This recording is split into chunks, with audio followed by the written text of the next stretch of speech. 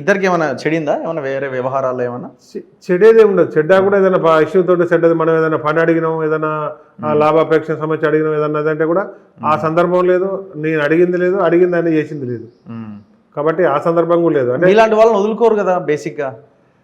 అంటే ఒక పార్టీకి కానీ ఒక వ్యవస్థకు కానీ ఒక ఎక్స్పీరియన్స్ లీడరు, అన్నీ తెలిసిన వ్యక్తుల్ని మళ్ళీ తయారు చేసుకోవాలంటే కష్టమైంది అనే దాంట్లో కొంత ఇష్టం లేకుండా కొంత నొప్పైనా భరించి ఇటుపక్కైనా అటుపక్కైనా దాన్ని కొనసాగించే ప్రయత్నం చేస్తారు మీరు అన్నట్టుగా.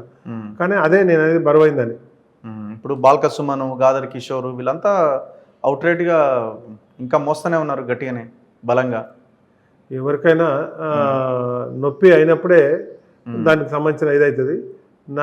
వాళ్ళకు బరువైంది, నేను భరించలేకుంటా. సో మీరు వెళ్దామన్న ఆలోచన మీకు వచ్చి వాళ్ళకి తెలిసిన తర్వాత కూడా మిమ్మల్ని పట్టించుకోలేదంటే మీ అవసరం వాళ్ళు లేదని భావించినారేమో. కావచ్చు. నేను ఏమంటానంటే ఇవాళ మనం పని వాళ్ళు చెప్పినప్పుడు కూడా పార్టీకి ఎక్కడా కూడా, అది పార్టీ పదవైనా ఇవాళ ప్రభుత్వ పదవైనా ఏదైనా కూడా ఈయనకి ఈ పదవిస్తే ఈయన సరిగా పనిచేయలేకపోయినా ఎక్కడ కూడా లేదు. ఎందుకంటే ఇలా మీ మీడియాలో చూసినా, లేకపోతే గూగుల్ ఓపెన్ చేసినా, యూట్యూబ్ ఓపెన్ చేసినా, లేకపోతే పేపర్లో ఓపెన్ చేసినా ఎక్కడికి ఈ పదవి బొంతురామ్మోహన్కి ఉపయోగిస్తే ఈ పని చేయలేదని ఎక్కడ చెడ్డ పేరు తెచ్చుకుంది లేదు, ఎక్కడ వెన్ను చూపింది కూడా లేదు. కాబట్టి మరి అయినప్పటికీ అంతకన్నా ఇంకా బాగా పనిచేసే వాళ్ళు, ఇంకా బాగా నమ్మకమైన వాళ్ళు ఉంటే చేయించుకునే ప్రయత్నం చేస్తారు. కాబట్టి ఎక్కడ కూడా వాళ్ళని నిందించకుండానే నా మానాన్ని నేను ఓకే, మనం ఇవాళ ప్రజాస్వామ్యం, మరి ఇవాళ ఉద్యమ పార్టీ పోయి పౌత్ రాజకీయ పార్టీ అయింది బీఆర్ఎస్ పార్టీ అని కేసీఆర్ గారే 10 సార్లు అన్నారు.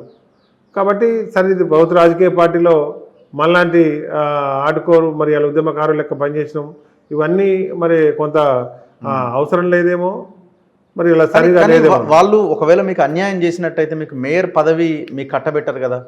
చాలామంది 2001 నుంచి పనిచేస్తున్న వాళ్ళకు కూడా ఇంకా చాలామందికి పదవులు రాని వాళ్ళు ఇంకా ఉన్నారు కదా. మరి మీకు మేయర్ పదవి పెద్ద పదవే కదా, కాదా? నేను ఏమంటానంటే ఇవాళ 2001 నుంచి చేసిన వాళ్ళు ఇంకా చాలామందికి న్యాయమట్టిన వాళ్ళకు కూడా పదవులు రాలేదు.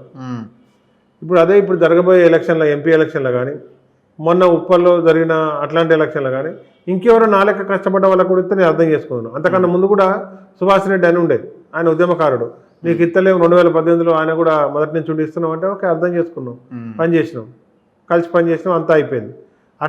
అట్లాంటి సందర్భాలు ఉంటే నేను కూడా అర్థం చేసుకున్నాను. కానీ మరి ఏ అర్హత లేని వాళ్ళకు 2 సార్లు 3 సార్లు ఒక్కొక్క ఇంటికి 3 సార్లు పదవులు ఇచ్చినప్పుడే బాధ అవుతుంది. దానికి మనం అర్హులం కాదా అంటే బొంతురామ్మోహన్ 24 సంవత్సరాలు పనిచేస్తే ఒక పదవికి ఒకటేసారికి అర్హుడా?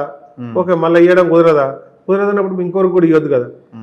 ఏం పదవి దక్కని వాళ్ళకి ఇస్తే అయిపోద్ది కదా. మనం కూడా అరే మనకు ఒకసారి వచ్చింది, ఇంకా దక్కని వాళ్ళు ఉన్నారు, ఏదైనా వరుసలో మనకు కొత్త లేట్గా చూసుకుంది, మనకు వాళ్ళకు కూడా మనం సాయం చేద్దాం, పార్టీలో వాళ్ళకి కలిసి ముందుకు పోదాం, మనం కూడా తృప్తిగా పోదాం. ఓకే, అట్లా కాకుండా ఒక్కొక్క కుటుంబానికి 4 సార్లు, ఒక్కొక్క వ్యక్తికి 4 సార్లు ఇచ్చేసరికి మనలో ఏదో లోపం ఉంది, వాళ్ళలో అడ్వాంటేజ్ ఉంది.